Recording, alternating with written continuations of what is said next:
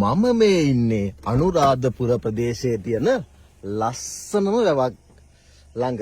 මේ වැව තමයි හුරුළු වැව. ඔයාලට බලා ගන්න පුළුවන් මේ වැවේ තියෙන ලස්සන ඔරු යනවා, මාළු අල්ලනවා. වැව හරිම ලස්සනයි. ඉතින් වැව ගැන නෙවෙයි අද මම කතා කරන්න යන්නේ. මම කතා කරන්න යන්නේ මේ මාර්ගය ගැන.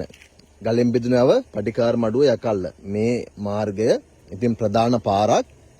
මේ ප්‍රධාන පාර ලෝක වාර්තාවක් කියන්න යන්නේ මම දන්න චූටි කාලේ ඉඳලා මේ පාර මේ විදියම තමයි. ඔයාලට බලා ගන්න පුළුවන් හොඳ වලවල් තියෙනවා, අලි නාවන්න පුළුවන් වලවල් තියෙනවා, අලිත් ඉන්නවා. ඉතින් මේ පාර මේ හදන්න නැතුව තියලා ලෝක වාර්තාවක් තියන්න යන්නේ මම දන්නවා තවත් මම දන්න චූටි කාලේ ඉඳලා මේ පාර මෙහෙමමයි. ඒ වගේම ඉදිරියටත් මේ වගේම තියෙනවා කියලා මම දන්නවා. ඒකට හේතුව තමයි මේ ප්‍රදේශ වාසීන් පාට පක්ෂ බෙදිලා ඡන්දදායකයෝ ඇවිල්ලා කියනවා අපි මේක හදන්නම් මෙහෙම කරන්නම් කියලා. ඉතින් අවුරුදු ගාණක් ඒ විදිහටම කියනවා. හැබැයි ඒ අවුරුදු ගාණටම අපේ මිනිස්සු ආපහු ඒගොල්ලෝ ඡන්ද අපේක්ෂකයෝ දායකයෝනේ අපේක්ෂකයෝ ආපහු ඒ විදිහටම පිළිගන්නවා. ඉතින් මම හිතනවා මේ ලෝක වාර්තාව තවත් ඉදිරියට අවුරුදු ගාණක් ඉදිරියට තියන්න හැකි වේවා කියලා.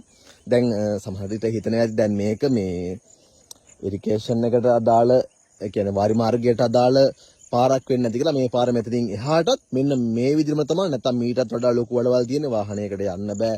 ඊළඟට හදිසිය රෝගියෙක් අරගෙන එන්න බෑ. ඉතින් කමන්නේ ඒ වුණාට ලෝක වාර්තාව තියන්න හැකි වෙයිනේ.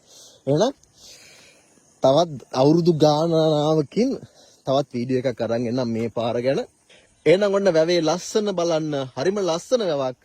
ඉතින් පාර ගැන කිව්වට සමා වෙන්න ඕනේ. ඇත්තටම ලෝක වාර්තාවක් තියන්න ඕනේ නිසා මේ පාර හදන්න නැතුව තියනවා මිසක් මේ ඇත්තටම ඔය හදන්න බැරිකමට දේශපාලනයට නැත්තම් ඒ බලධාරීන්ට හදන්න බැරිකමකට නෙවෙයි. මේ ලෝක වාර්තාව තියන්නම තමයි මේ පැලස්තර ගහ මේ බලන්න මේ ඔය හොඳ පැලස්තර ගහලා තියන්නේ.